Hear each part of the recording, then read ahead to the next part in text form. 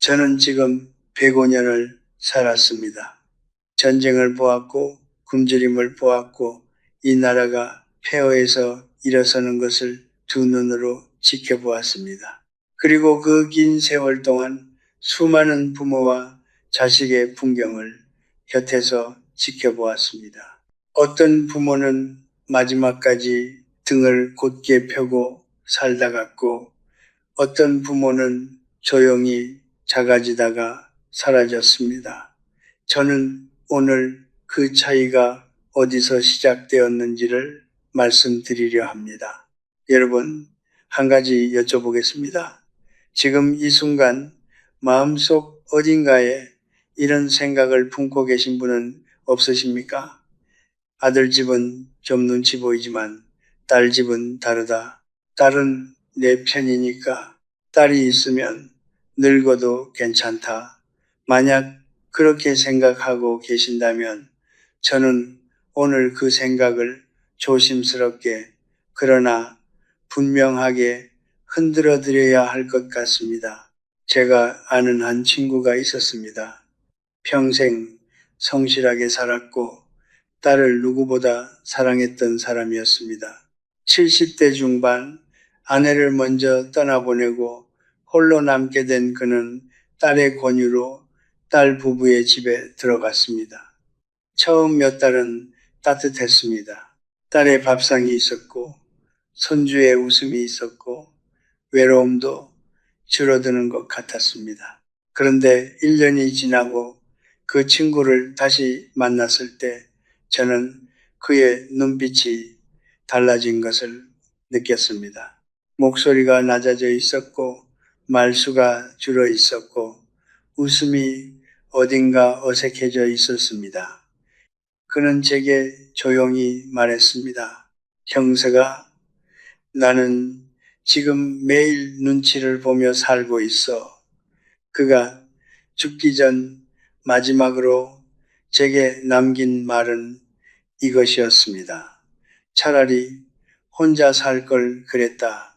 저는 그 말을 지금도 잊지 못합니다. 딸은 나쁜 사람이 아니었습니다.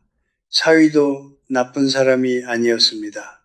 그러나 사랑은 지붕 하나를 오래 나누면 반드시 삐걱거리기 시작합니다.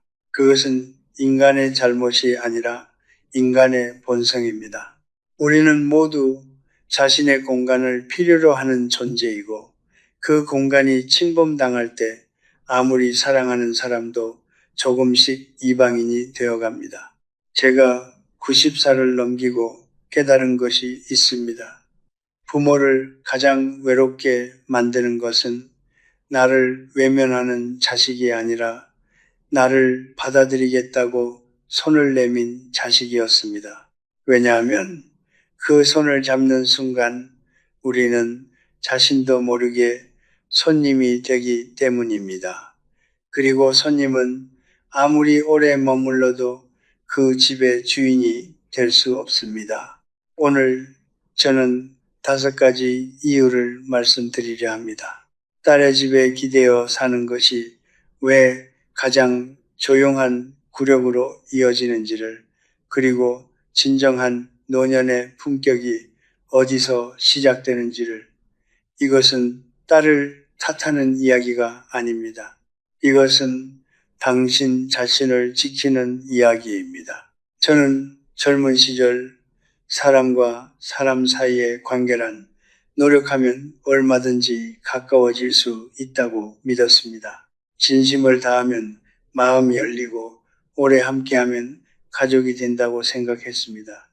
그러나 105년을 살고 보니 그것은 아름다운 착각이었습니다. 피로 맺어진 관계와 선택으로 맺어진 관계 사이에는 아무리 세월이 쌓여도 끝내 메워지지 않는 틈이 있습니다. 그리고 그 틈이 가장 선명하게 드러나는 곳이 바로 장인, 장모와 사위가 한 지붕 아래 사는 순간입니다. 사위는 나쁜 사람이 아닙니다. 오히려 많은 사위들이 처음에는 진심으로 잘 해드리려 합니다. 아침 인사도 건네고 명절에는 선물도 챙기고 무거운 짐도 들어드립니다. 그러나 그것은 거리가 있을 때 가능한 친절입니다.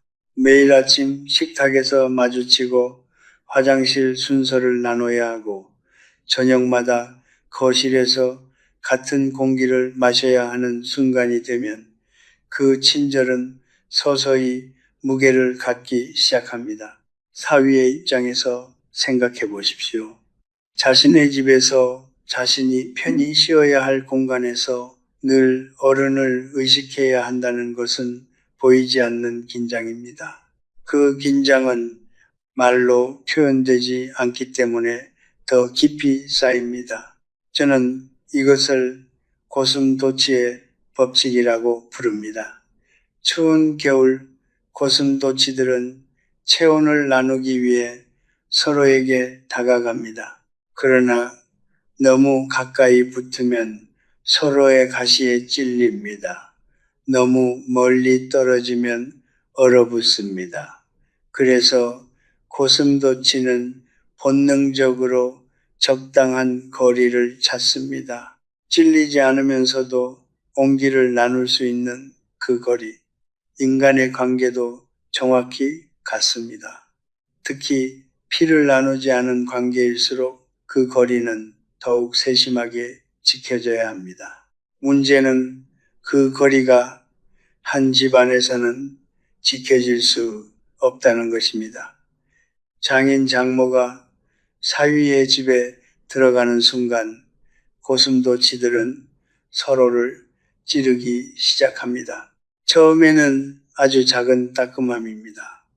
냉장고 문을 여는 시간이 다르거나 텔레비전 소리가 크거나 손주에게 간식을 주는 방식이 다르거나 그러나 그 작은 따끔함이 매일 쌓이면 어느 날 사위의 표정이 미묘하게 굳어지는 것을 보게 됩니다. 그리고 그 표정을 가장 먼저 읽는 사람은 딸입니다. 딸은 아버지와 어머니를 사랑합니다. 그리고 남편도 사랑합니다.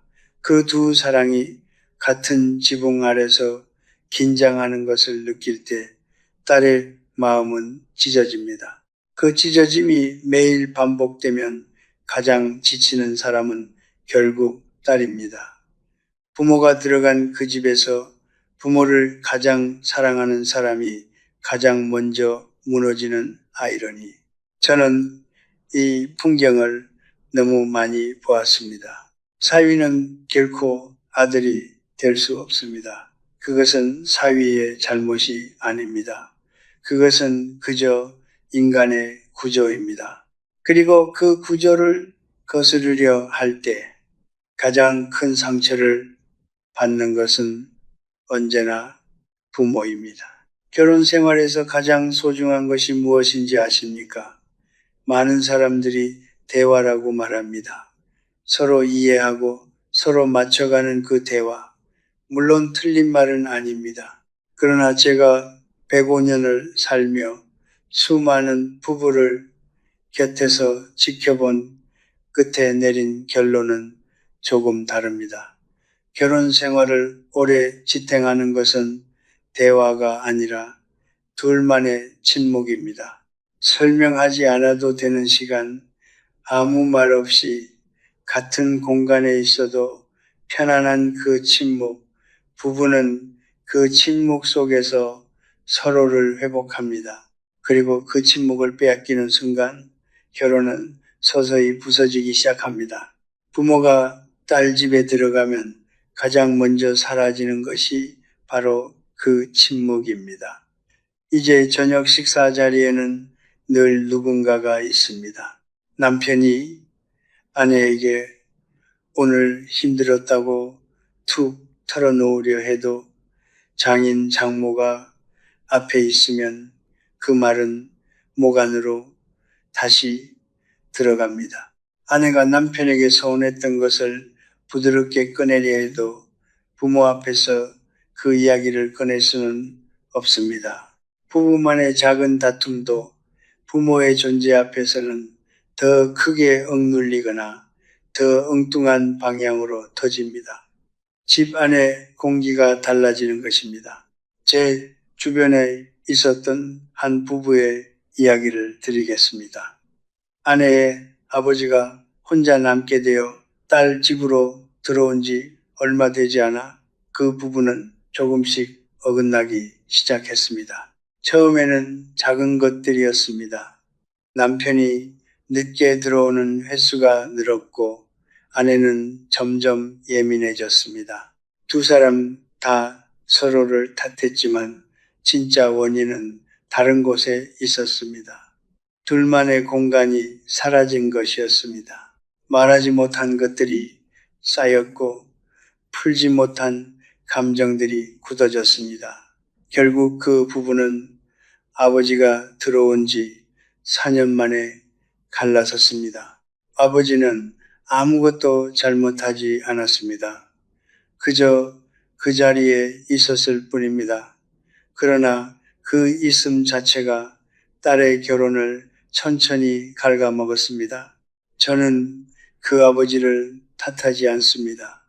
그는 딸을 사랑했고 딸의 곁에 있고 싶었을 뿐입니다. 그러나 사랑한다고 해서 모든 공간에 들어갈 수 있는 것은 아닙니다. 꽃이 자라려면 햇빛만이 아니라 적당한 어둠도 필요합니다. 부부의 관계도 마찬가지입니다. 둘만이 숨 쉴 수 있는 공간, 둘만이 조용히 마주할 수 있는 시간, 그것이 없으면 어떤 결혼도 오래 살아남기 어렵습니다. 사랑하는 부모님들, 딸의 결혼을 지키고 싶으십니까? 그렇다면 딸의 공간을 지켜주십시오. 딸 곁에 있는 가장 좋은 방법은 때로는 딸 곁에서 물러서는 것입니다. 내가 비워준 그 자리에서 딸의 결혼이 숨을 쉽니다. 인간의 마음에는 참으로 이상한 습성이 있습니다. 누군가가 한 번 베풀면 고맙다고 느낍니다. 두 번 베풀면 익숙해집니다. 세 번 베풀면 그것을 당연하다고 여기기 시작합니다. 그리고 네 번째에 베풀지 못하면 오히려 서운해합니다. 이것은 나쁜 사람들의 이야기가 아닙니다. 이것은 평범한 인간 모두의 이야기입니다.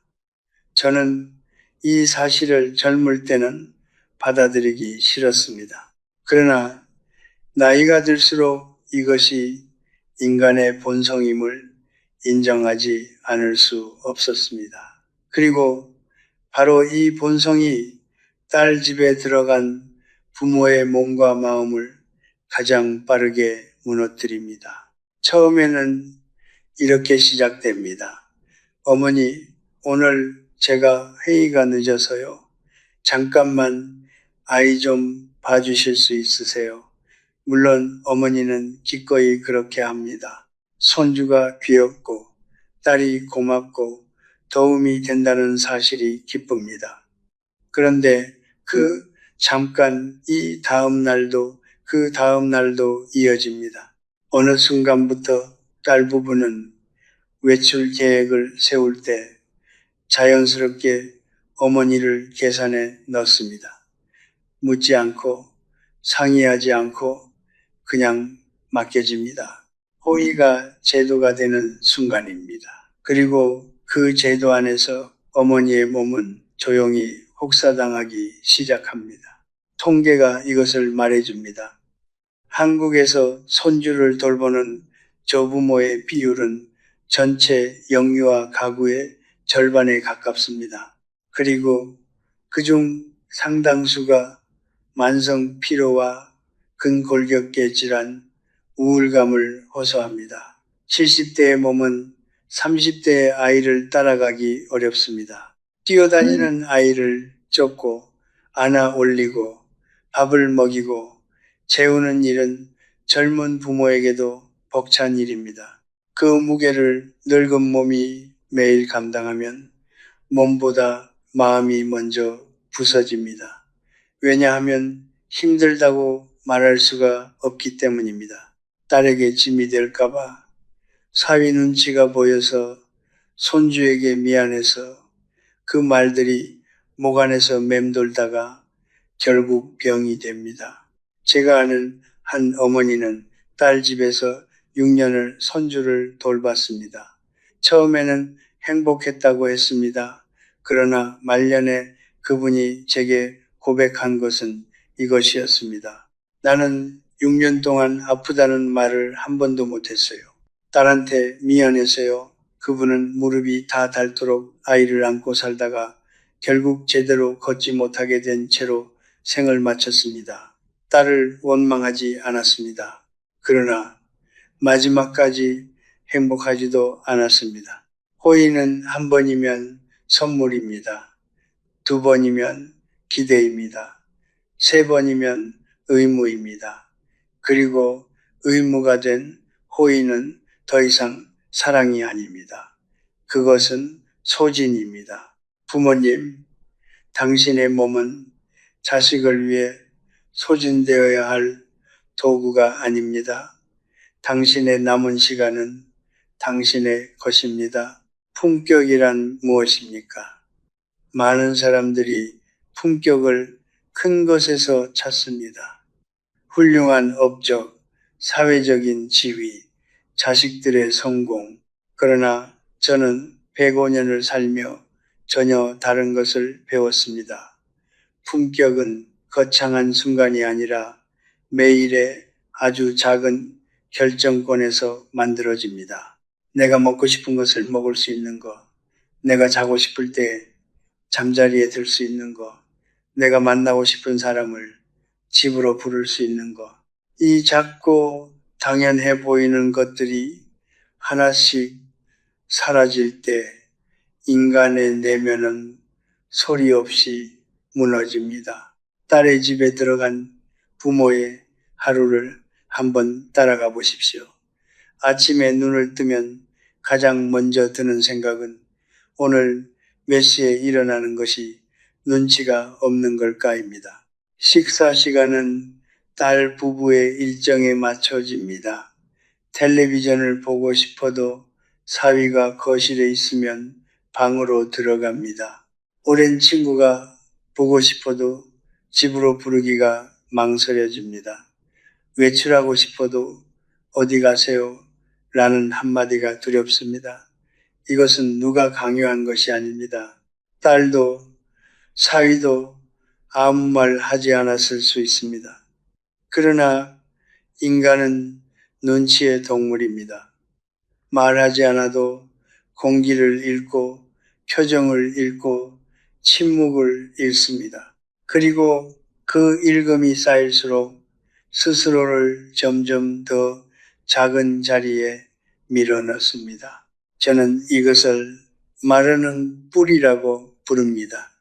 나무는 겉으로 멀쩡해 보여도 뿌리가 마르면 결국 쓰러집니다.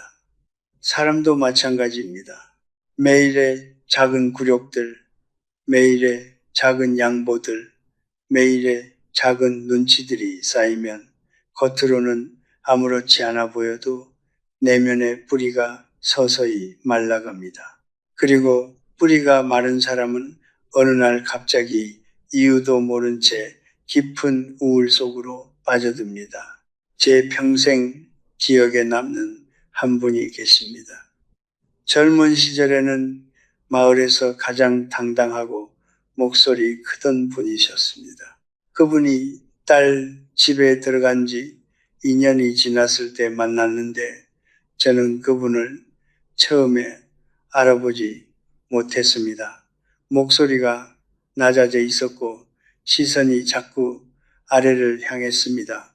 제가 요즘 어떻게 지내십니까? 하고 여쭤보았을 때 그분은 잠시 말을 잇지 못하다가 이렇게 말씀하셨습니다.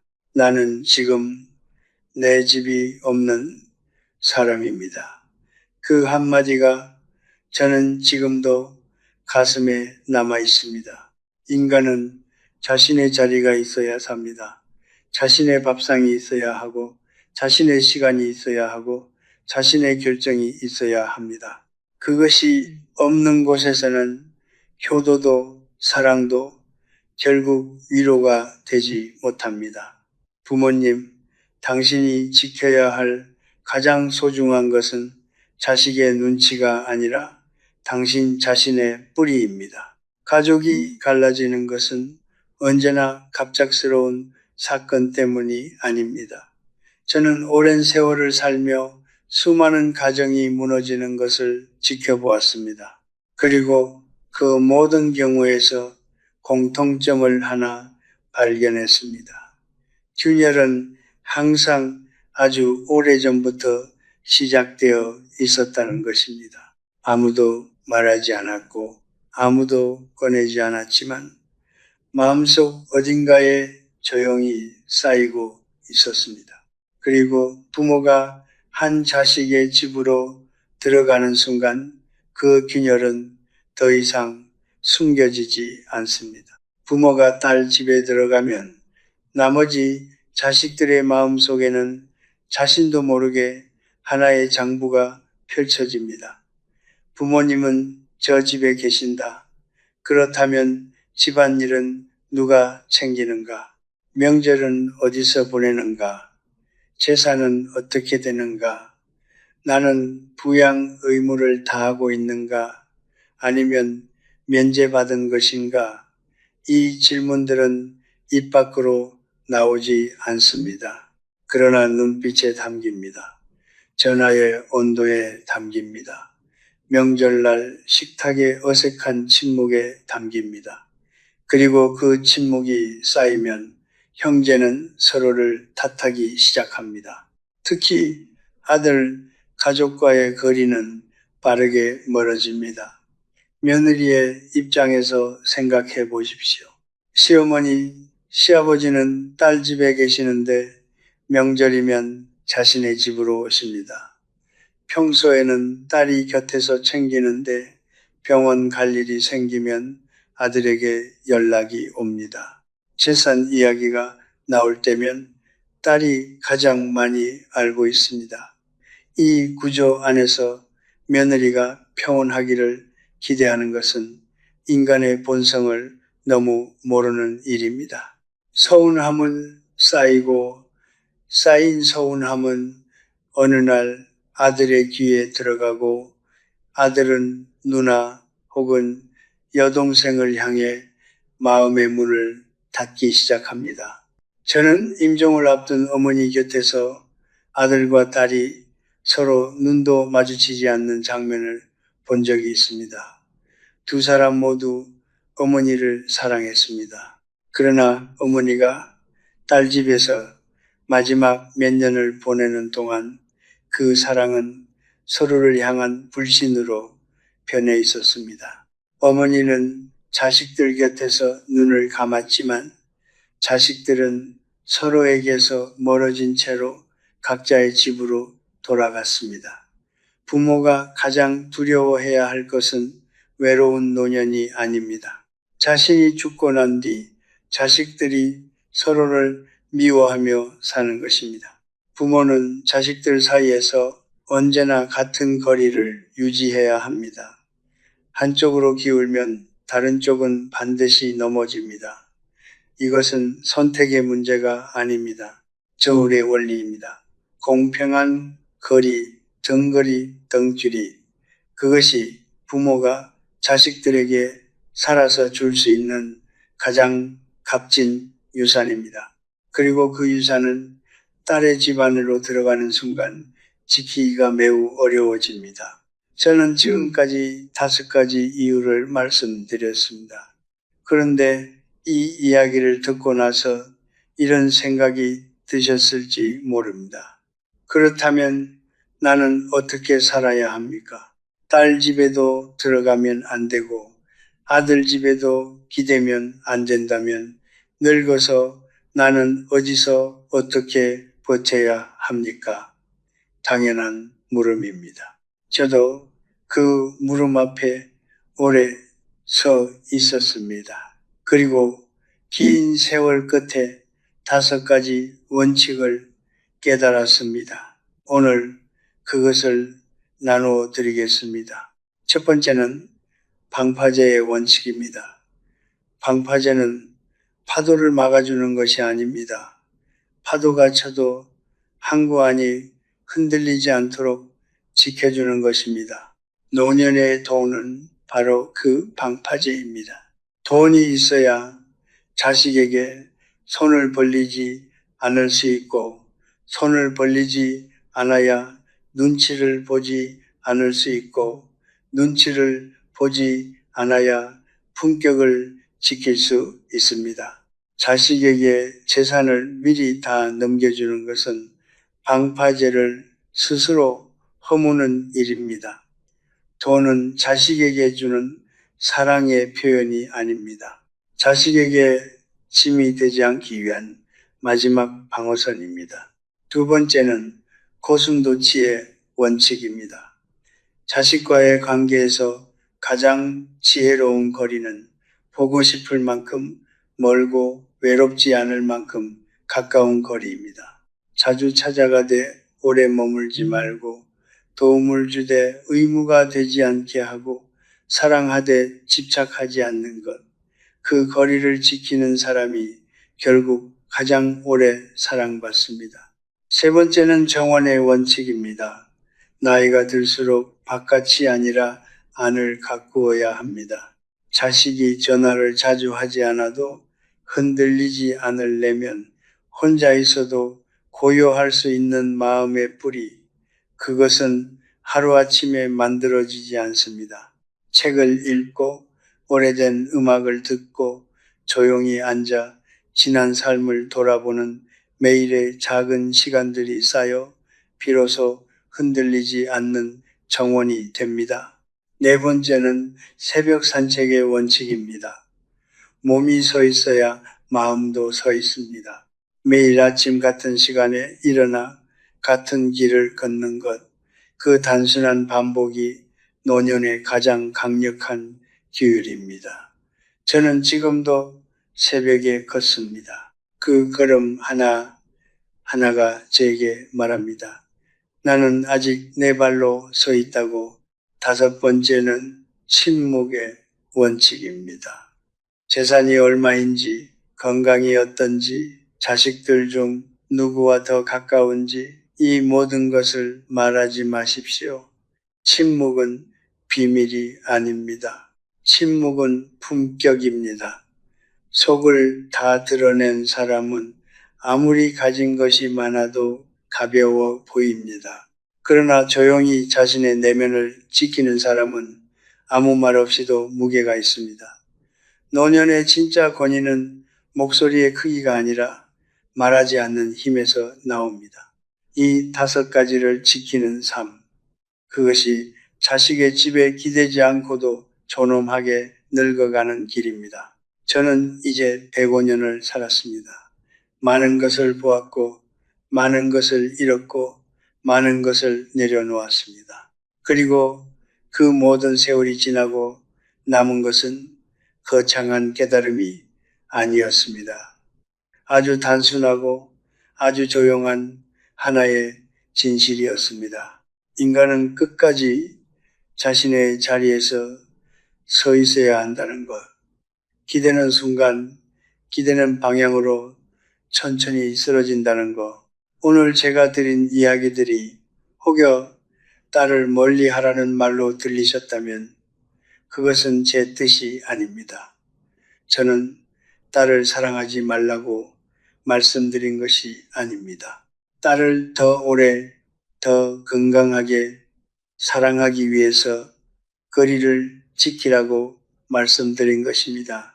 딸의 집은 따뜻한 정거장입니다. 명절에 들러 밥을 먹고 손주의 얼굴을 보고 딸의 손을 잡고 돌아오는 곳, 그 정거장은 아름답습니다. 그러나 정거장에 눌러 앉아버리면 기차는 더 이상 달리지 못합니다. 당신의 삶이라는 기차는 아직 달려야 합니다. 저는 제 삶을 돌아볼 때 가장 아름다웠던 순간들이 누군가에게 기댔던 순간이 아니었음을 압니다.